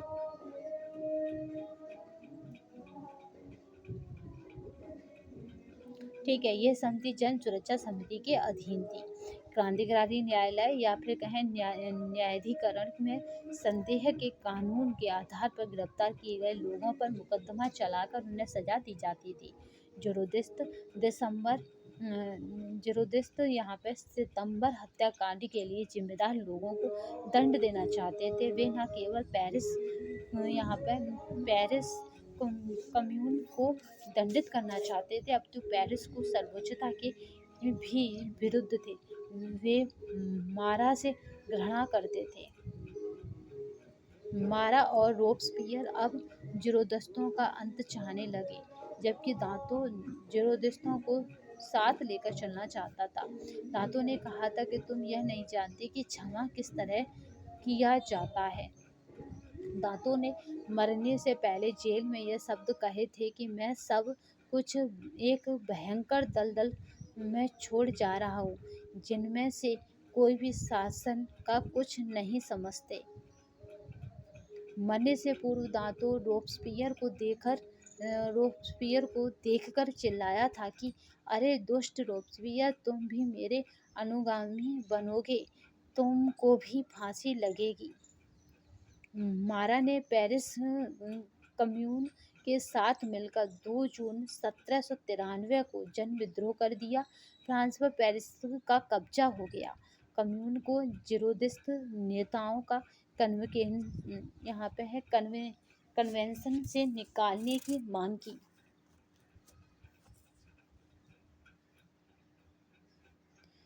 जैकोबिन अब कन्वेंशन के स्वामी हो गए। यह घटना फ्रांस की क्रांति के इतिहास में 2 जून के अवैध निर्णय यानी कुदेता नाम से जानी जाती है। ठीक है, याद रखिएगा 2 जून के अवैध निर्णय यानी कुदेता के नाम से जानी जाती है। 13 जुलाई 1793 को सालोथ नामक एक युवती ने मारा को चाकू से मारकर मार डाला। 13 जुलाई 1793 को कौन मारी गई तो मारा मारी गई मारा अंतारो क्या थी वो, मतलब लुई 16वें की वाइफ को मारा गया। नहीं, यहाँ पे कौन मारा गया तो याद रखिए मारा वो है जो अभी हमने आंदोलन में पढ़ा था। ठीक है, यहाँ पे मैरी नहीं है। ओके, थोड़ा कन्फ्यूजन है क्योंकि काफ़ी फ्रांस का जो ये पार्ट है ना काफ़ी अपने आप में एक ब्रॉड पार्ट हो रहा है, और साथ में सबसे बड़ी बात ये है कि यहाँ पे ऐसा कोई फैक्ट नहीं बचा जो छूट रहा हो। ठीक है, तो चलिए यहाँ पे 13 जुलाई तैसे ये भोंपू बज रहा है ना, भोंपू किसको कहा जाता था फ्रांस की क्रांति में, आप कमेंट बॉक्स में बताएंगे। ठीक है, सायरन या भोंपू किसको कहा गया तो फ्रांस की क्रांति में, तो ये आप कमेंट बॉक्स में बताएंगे। 13 जुलाई 1793 को सालोथ नामक एक युवती ने मारा को चाकू से बाहर कर मार डाला। ठीक है, मारा के बाद में कम्यून पर एवर यानी हरवट का आधिपत्य हो गया। मैरी अत्वानेत को 16 अक्टूबर 1793 को गिलोटीन पर चढ़ाया गया। गिलोटीन का मतलब आप हमें कमेंट बॉक्स में बताएंगे क्योंकि अभी हम पढ़ चुके हैं गिलोटीन को लुई 16वें के टाइम में। ठीक है, लुई 16वें की ही पत्नी है मैरी, जिनको मैंने अभी मारा की जगह बोल दिया था, सॉरी। अब मैरी को क्या करा गया, 16 अक्टूबर 1793 को गिलोटीन पर चढ़ाया गया। ठीक है, नेक्स्ट देखते हैं। नेपोलियन बोनापार्टा ने रानी की हत्या के बारे में कहा था कि रानी की मृत्यु एक ऐसा अपराध था जो राज हत्या से बढ़कर था। यह एक अत्यंत असभ्य कार्य था।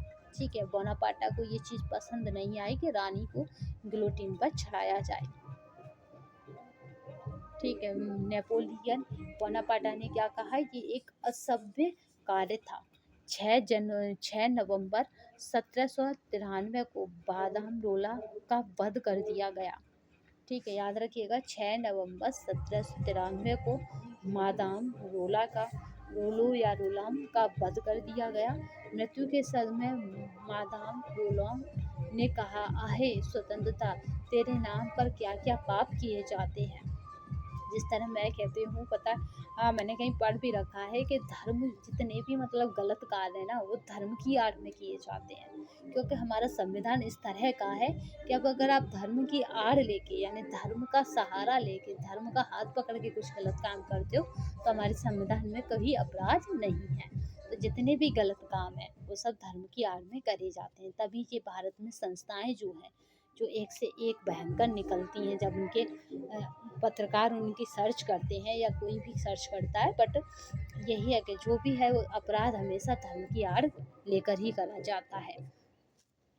ठीक है, मृत्यु के समय बादाम रोला ने कहा कि आए स्वतंत्रता, तेरे नाम पर क्या क्या पाप किए जाते हैं। 28 जुलाई 1794 को रॉबस्पियर को गिलोटीन करने के साथ ही आतंक के युग की समाप्ति हुई। यहाँ पे देखिए लुई 16वें को गिलोटीन पे चढ़ाया गया, मैरी को चढ़ाया गया, फिर उसके बाद 28 जुलाई 1794 को रॉबस्पियर को गिलोटीन करने के साथ ही यानी गिलोटीन पर चढ़ा दिया गया, उसके साथ ही आतंक के युग की समाप्ति हुई।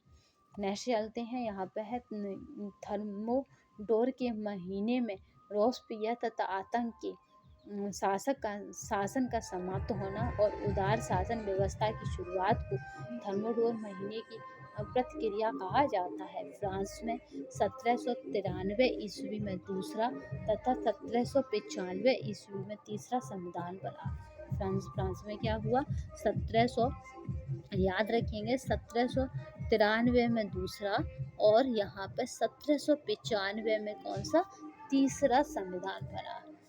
नेशनल कन्वेंशन यानी राष्ट्रीय सम्मेलन ने स्वयं को 26 अक्टूबर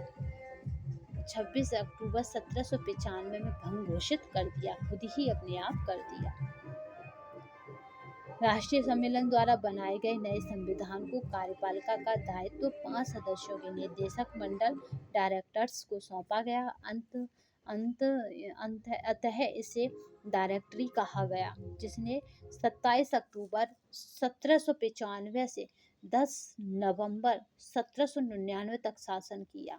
27 अक्टूबर 1795 से लेकर 10 नवंबर 1799 तक शासन किया। डायरेक्टरी के 5 सदस्य थे, ला रवलिपिएर लेपो, और यहाँ पे है ड्यूवाल और सिएज, ला यहाँ पे क्या है, तन्यूर और बरसार, यहाँ पे याद रखिएगा, बररास कुछ मतलब इस तरह के शब्द हैं कि काफ़ी डिफिकल्ट बनते हैं जब आप इन्हें पढ़ते हैं तो, ठीक है। बर्राश हो गया। ये कौन थे, ये डायरेक्टरी के 5 सदस्य थे।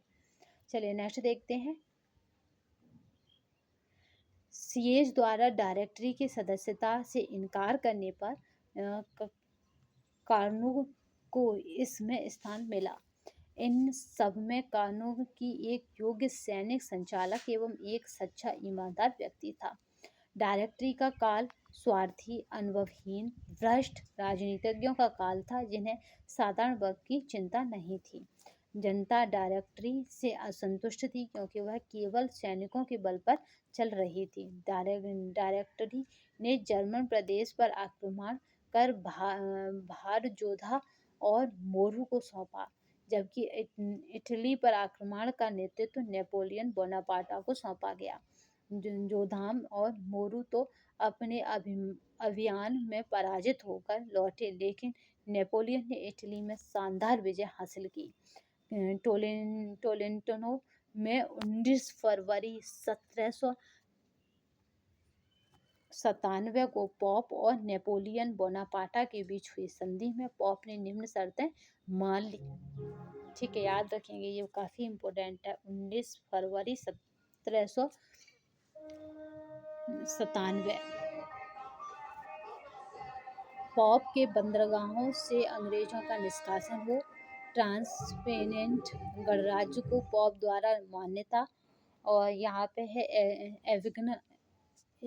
एविगनॉन पर फ्रांस के अधिकार का स्वीकृति। 18 अप्रैल 1797 को लियोवेन में ऑस्ट्रिया और नेपोलियन बोनापार्टा यानी फ्रांस के बीच संधि हुई। ऑस्ट्रिया और किसके बीच, फ्रांस के बीच संधि हुई, याद रखिएगा, ऑस्ट्रिया और फ्रांस के बीच 18 अप्रैल 1797। 17 अक्टूबर 1797 को ऑस्ट्रिया और फ्रांस के बीच कॉम्पो फॉर्मियो की संधि संपन्न हुई। इस संधि की शर्तों के तहत ऑस्ट्रिया फ्रांस की सीमा राइन तक मानेगा।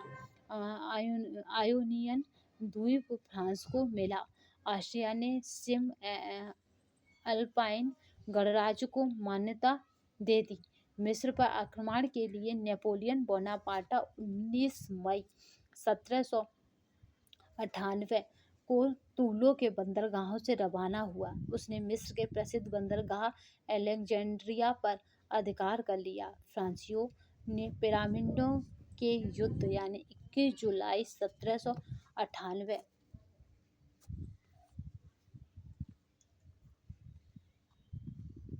को मिस्रियों को हराकर काहिरा को हस्तगत कर दिया।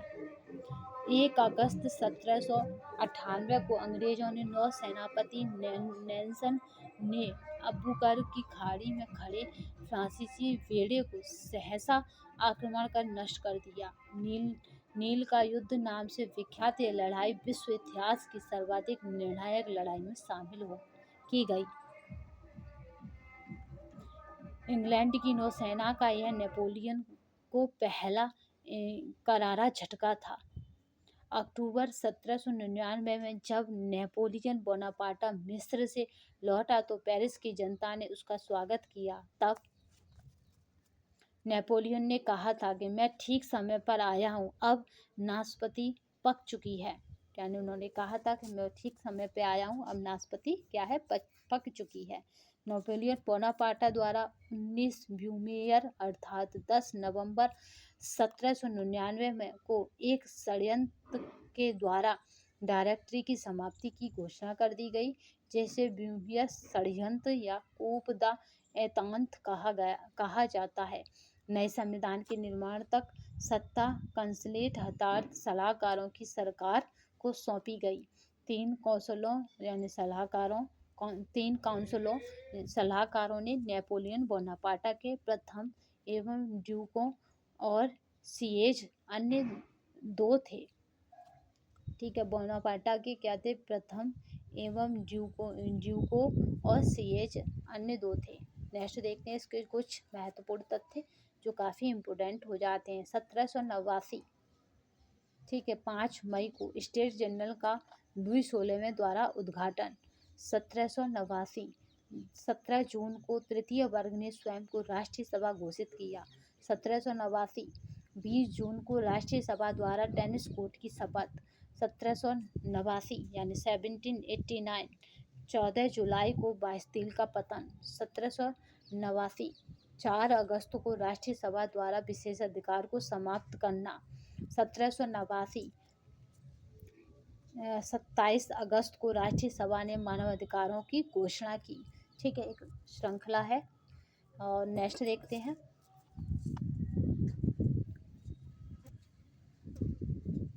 मानवाधिकारों की घोषणा की। 1789, 5 अक्टूबर को वर्साई के राजमहल तक पेरिस की स्त्रियों का प्रसिद्ध जुलूस के रूप में जाना। 1789, 16 अक्टूबर को राष्ट्रीय सभा यानी संविधान सभा को वर्साई से पेरिस स्थानांतरित कर दिया गया। 1791, यहाँ पे है सितंबर से राष्ट्रीय सभा यानी संविधान सभा द्वारा फ्रांस के प्रथम गणतंत्रीय संविधान का कार्य पूरा किया गया। 1792, 11 जुलाई को ड्यूक ऑफ ब्रुंसविक की घोषणा कि यदि फ्रांस के राजा को शारीरिक चोट पहुंचाई गई तो वह पेरिस के नगर को दंड देगा। ये घटनाएं अपने आप में बहुत महत्वपूर्ण है। 1792, 10 अगस्त को राजा लुई 16वें को पदच्युत कर राजतंत्र को समाप्त करना। 1792, 2 से 6 सितंबर तक ये आपको पता खूनी दे रहे थे, ये 2 से 6 सितंबर। 1793, 21 जनवरी को लुई 16वें को गिलोटिन द्वारा वध। 1793, 16 अक्टूबर को मैरी अंतवानेत को गिलोटिन पर चढ़ाया गया। 1794, 27 जुलाई को नेशनल कन्वेंशन द्वारा रॉबस्पियर को बंदी बनाया गया और 28 जुलाई को उसे गिलोटिन पर चढ़ाया गया। ये तीनों ही गिलोटिन पर चढ़े। दोनों मतलब राजा और रानी की क्या है 93 और उसकी क्या है 94। 1795 से 99 डायरेक्टरी का शासन रहा। तो हमने महत्वपूर्ण पॉइंट नहीं, हमने पूरे फ्रांस को कवर कर लिया है, यानी इससे बाहर कुछ भी नहीं होगा। तो इसी तरह के आपको नोट्स भी मिलेंगे जिससे बाहर कुछ भी नहीं होगा। वो जो ग्रुप है, जो व्हाट्सएप ग्रुप बनाया गया है विश्व इतिहास का, उसकी लिंक है वो इसी वीडियो के डिस्क्रिप्शन बॉक्स में मिल जाएगी। देन जब आप व्हाट्सएप ग्रुप को फॉलो कर लेंगे उसके बाद आपको आगे का प्रोसेस बता दिया जाएगा। तो आज के लिए बस इतना ही। नेक्स्ट सेशन में फिर मिलेंगे, तब तक के लिए धन्यवाद। ठीक है, तब तक के लिए धन्यवाद। वंदे मातरम, जय हिंद।